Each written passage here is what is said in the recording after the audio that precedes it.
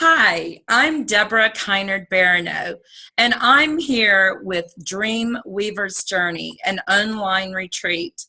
I'm here to awaken your creativity and to build your self-confidence and to give your gifts to the world. My speaker today has done that, and she has traveled on an awesome path, which we will delve into. Her name is Carrie Schmitt. And she is, I call her the flower guru because I love her. Her flowers are amazing. And now I just found out she's painting women with flowers too. So she has written and published Painted Blossoms. And you can see I've tabbed. I love this book. There's one quote in there that she says, artists are the seeds, brave enough to live and flower before humanity, and I agree with that. So welcome, Carrie. Thank you. So glad to have you. To be here. So tell us how your dream of your birth of being an artist began. Okay.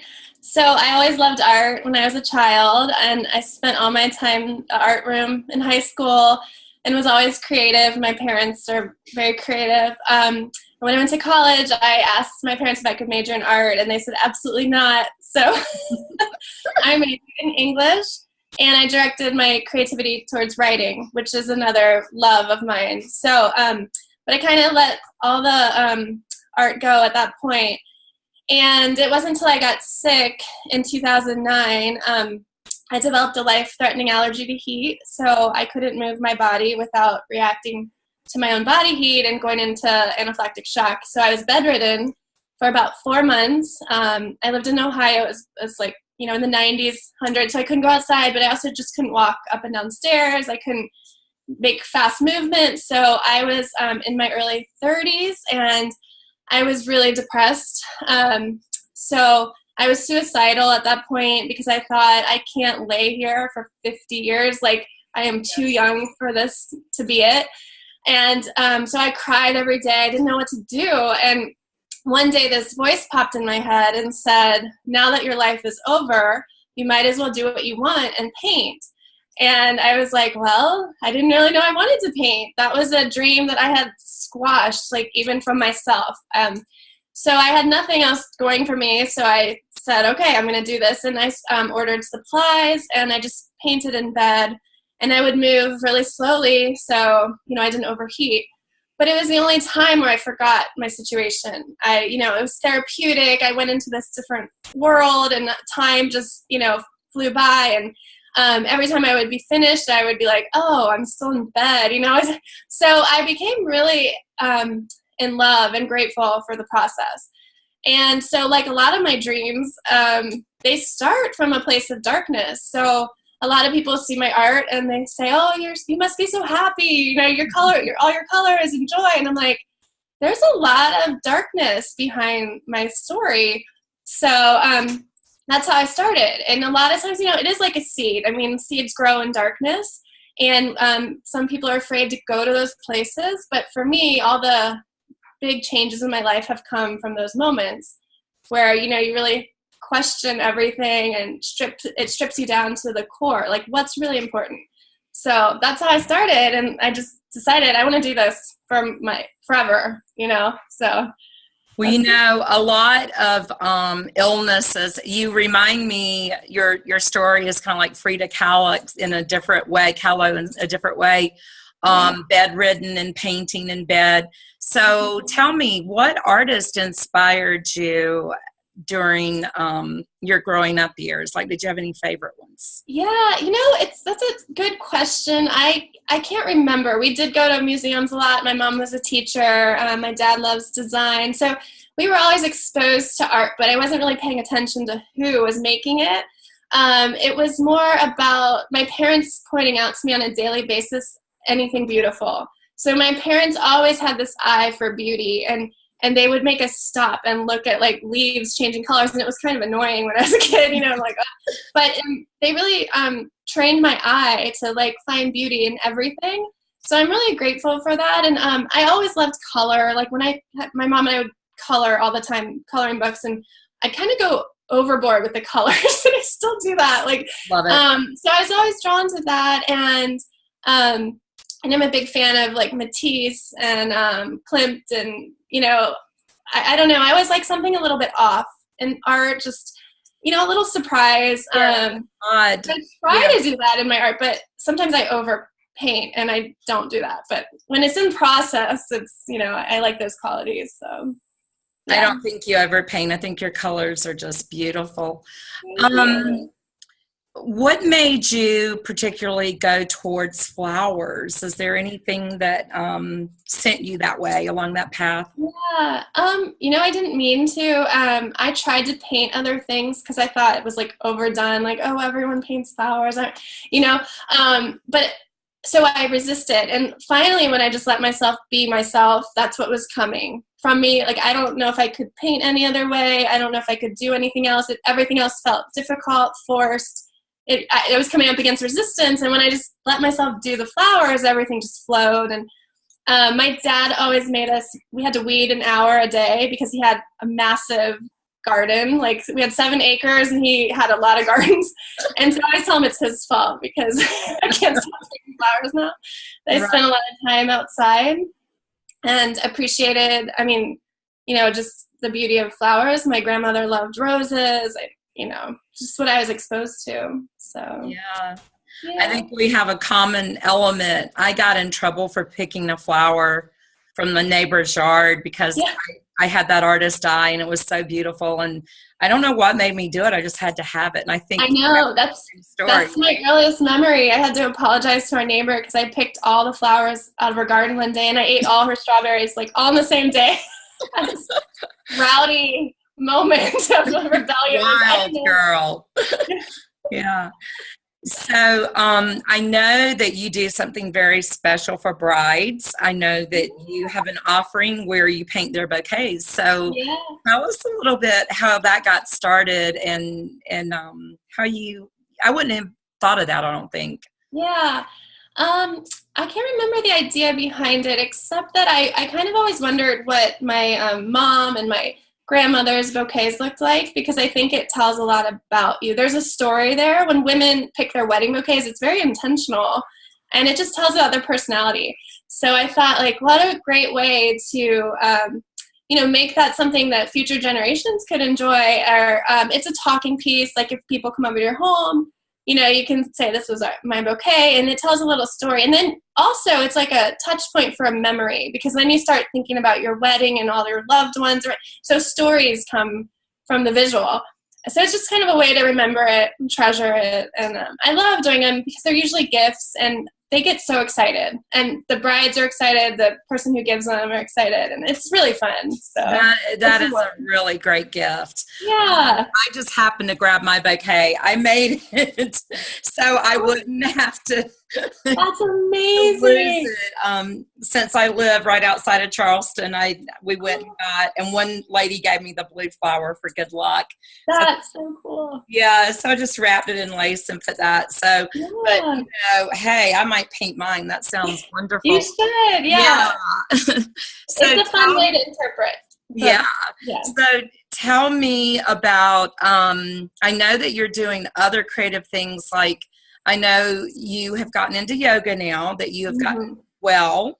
And so tell me about that journey. So, okay, it's interesting. I started writing my book in the winter, and I would sit down at my computer, and I would feel really lethargic, and my brain was fuzzy, and my attention span was short, and I was like, I need my whole self in this. It's like giving birth, and I want every part of me involved. And I realized the part of me that was missing was my body, because I hadn't been able to really move and do any exercise for almost like 10 years. And so the doctors told me, your muscles will atrophy and there's nothing you can do. And I was like, oh, that's fabulous. So the same voice, maybe it's intuition, spirit, higher self, there's all these names for it, but said to me, it's time to do yoga every time I would sit down. And for 2 weeks, I was like, no, I'm not. I talked to it. I'm not doing yoga. Leave me alone. Because I had tried it a few years before, a video, and I swelled up within minutes of doing it. So it was really that made me sad. Like, I don't like to have that experience where I can't do something. So I resisted for like 2 weeks, but it was really persistent. So finally I like threw my hands in the air and I was like, fine, I'll try yoga. Just leave me alone. So I had to build up a lot of courage to go to the class, because I knew if I couldn't do it, it was going to be a hard day for me. I was going to be sad. And I was an athlete. I was a gymnast. So I always could move my body easily. And it was like just difficult for me to accept. So I had to psych myself up. I went to a gentle yoga class, told the instructor my situation. I had a fan. I had towels, cooling towels. And I got through the whole class. And I walked out of there like, this is the best day of my life. And yeah, it was amazing. So my kids later, I was driving and they were like, why are you in such a good mood today? And I was like, I feel alive. Like, I can feel my body. I'm achy. I'm alive. And it was just this amazing experience. So I got like the art, I got kind of hooked on that. And so I kept going, and you know, sometimes I would overheat and I would leave in the middle of class and I'd drive home crying, and I'd get up and go back the next day. And I was like, I'm not giving this up. Like, I'm going to do this. So I'm in teacher training now for yoga, and actually I'm starting to teach next week. Excellent. So it's been a long journey, but it changed my life. So those two, that voice like led me to my favorite things in the world. I am so passionate about both of those things. So the book brought that into my life too, which is amazing. And I didn't know the book was going to bring yoga, which is so meaningful to me, and healing, and it's just transforms my health. So I'm really grateful.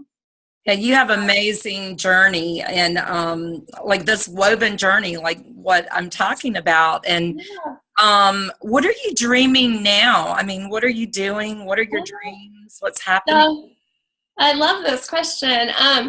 There's so many dreams. I feel like I never stop dreaming. As soon as something happens that I, was looking forward to, it's like, okay, I acknowledge it, grateful, and then it's like, I'm ready to move on to my next journey. So right now I'm doing this project called the Rose Project. I'm giving a single rose away every day for a year, and I'm writing about it. And I'm not sure why I'm doing it, but that same voice, I was meditating and praying, and that voice was like, you need to do this.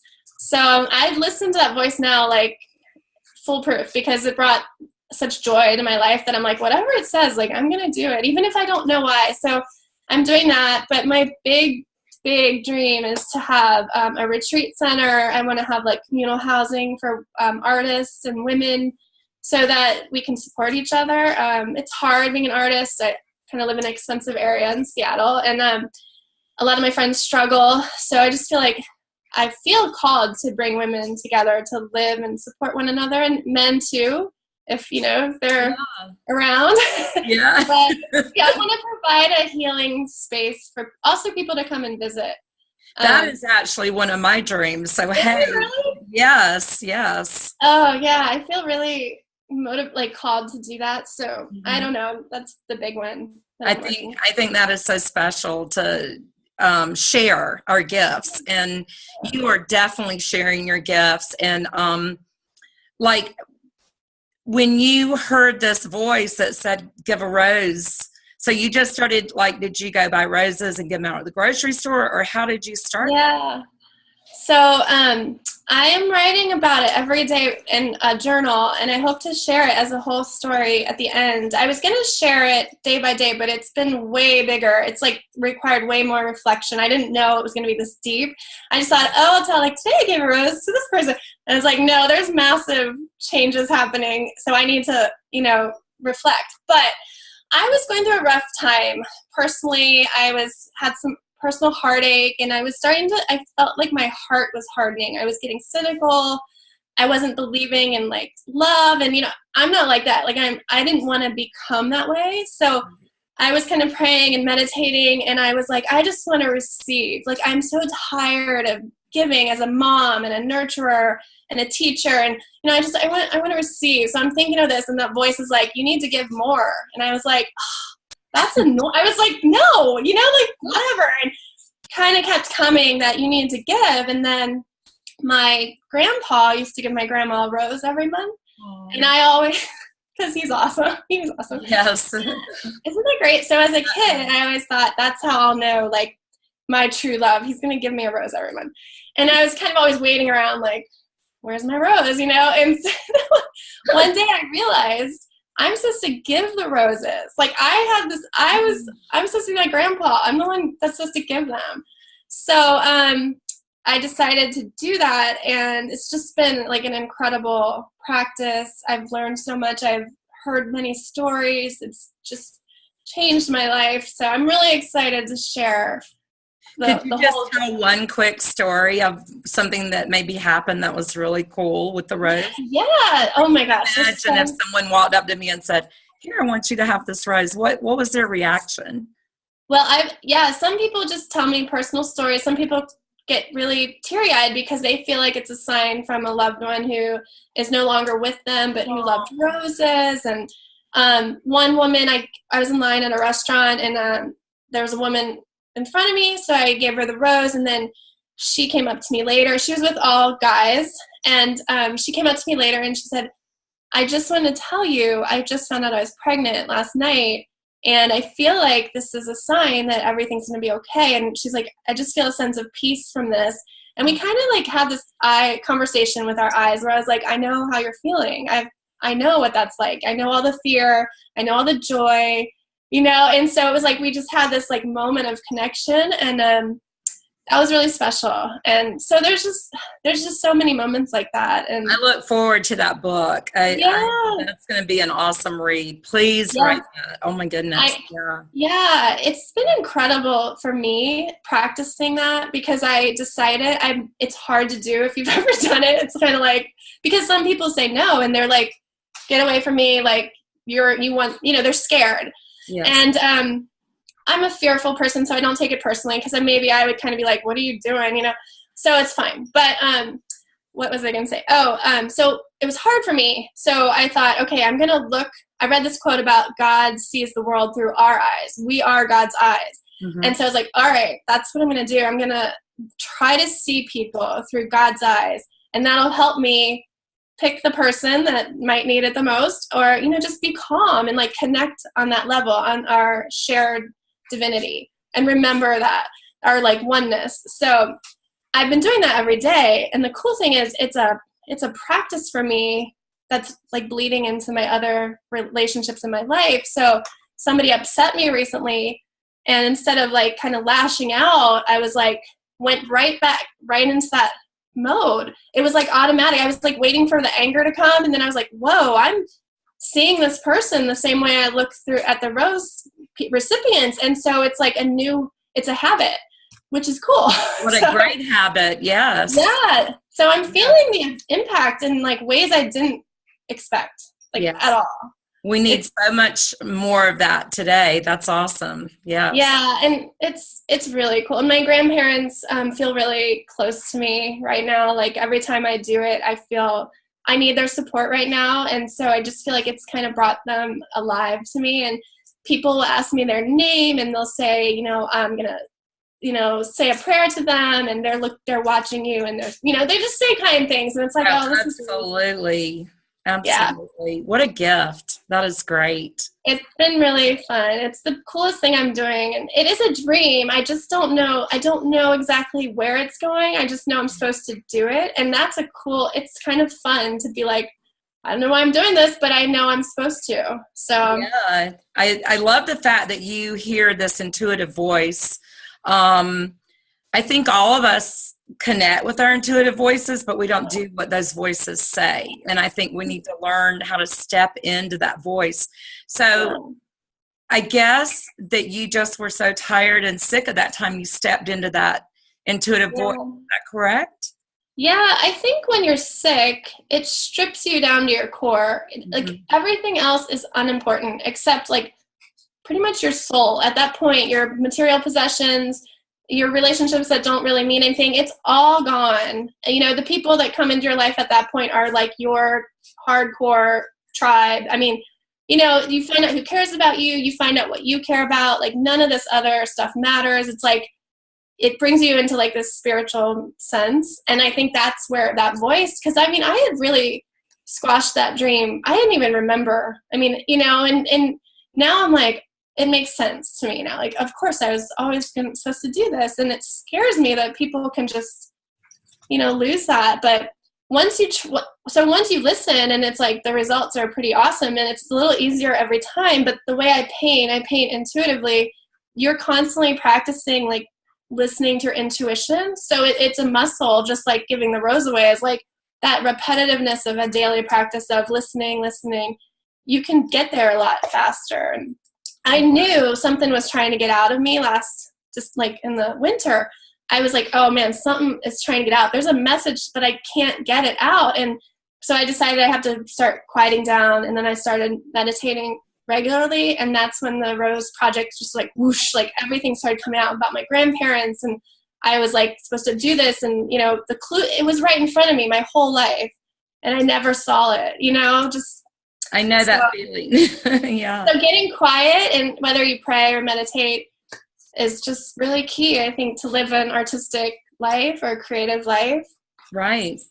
Well, speaking of roses, I know that you decided to paint cards of roses. So tell us what you offer on your website with those. Yeah, it's really my most exciting project yet. There's an amazing story with this too, but my friend would like call me and say, "I'm Carrie, I'm at the store and there's a woman crying because her mom just died and she's talking to her friend, and I need a rose." Like, you know, and then my daughter, we'd walk past an elderly couple and they'd say hi, and she would say, "Mom, I really wish we had a rose to give them." So there were all these moments where I was like, "Oh, I wish I had a rose." So I made these rose cards for us and other people to carry with them. So I can show you. Yeah. And I have the little story. These are my grandparents, and there's like a story about, you know, they are beautiful. I know, I miss them. And then anyway, so there's these cards. They're quote cards, and they're almost like little, like, I feel like they're like fortune cookies or like, you know, little oracle cards. So there's a rose on the front that I painted. Oh, beautiful. And then this is a fitting one. On the back, there's like the font is different. This is an old batch. I made it easier to read after we printed this one, but it says, "The universe reveals its secrets to those who dare to follow their hearts." So that works for this. That's a great one. Yeah, and then a cup, like 2 in every set are blank, so you can write your own. But I made these for my yoga teacher to take to Honduras, and she came back and she's like, "You're not going to believe this story." And I was like, "What?" You know, she said, "I left them on everyone's mats when they came out of their resting pose, and one woman," she said, "just cracked open." And I was like, "Uh-oh, like what happened?" You know, she said, "No, it was really good. Her son was a heroin addict, and she was afraid to tell anyone, and she felt like she was a bad mom, and she had shame and guilt, but she said she read the card and realized, like, I need to do something now." So she asked the women for some help, and they gave her ideas, and she researched facilities. So when she came back to the States, she found him living homeless on the street, and she gave him the quote card, and said, "I want you to go to rehab." He read the card and got really emotional, agreed to go, and then he went in the rehab center. He read the card at the opening circle as like one of the reasons he was there, and I was like, whoa, you know, this is incredible. So then I was really committed, like, I have to get that in the world. And I do believe in the power of words. There have been like a million times where I've almost quit my art as a job because I'm like, oh, this is hard, and, you know, it's scary, and somebody will send me an email or Facebook message, and they'll be like, "Your art means so much to me, you know, keep going." And I'm like, you just saved my career, you know? So I love that idea that we can put these out there, and then, you know, they'll find the people who need to hear them. And I love imagining whose hands they'll pass through, and all the stories, and yeah, so you started like this blessing out into the world. I mean, I have chills. I have chill bumps because I feel like you've started this real big blessing, and what a great idea. I love it. I love imagining the world just like covered in roses, and, you know, it's like we forget we can create good. Like, I feel like sometimes we get a little passive, and it's like, wait, we can create. We're creators. So we can create goodness. You know, we can create change. So yeah, it's just kind of a belief in that I love like the magic of it, and it's fun. You have put it forth and it is spreading throughout. That Yeah. is just, wow. I am so moved and inspired by you. A Thanks. fabulous, fabulous dream. And I love the fact that you are so connected to your intuition and you listen. And I hope other people will begin to do that. Yeah. I know that our time is ending soon, but I don't even want to leave. I want to keep talking. I know. But is there anything that you would like to tell us? Do you have a gift for? Oh, yeah, for the group. Yes. So, like, send someone. Yes. Is that what you mean? Yeah. So I want to send someone a set of the rose cards, and there's 12 in a set, and yeah, I would love to do that. So Okay. So the first one that clicks on the link below during this retreat will get your rose card. cool. Yay. Okay. Yeah, and I set up a Facebook page and Instagram for people to share their stories, because like even you have an amazing, I mean, everyone has an amazing story. Your story is amazing. So hopefully the point of the project too is to like share these stories of magic. And yes, and I definitely want to get some cards from you. Yeah, I'll send you some. Okay. All right. Well, it was so great. Love to you, and so glad you could join me today. Thank you so much, Carrie. Thank you. All right. Bye.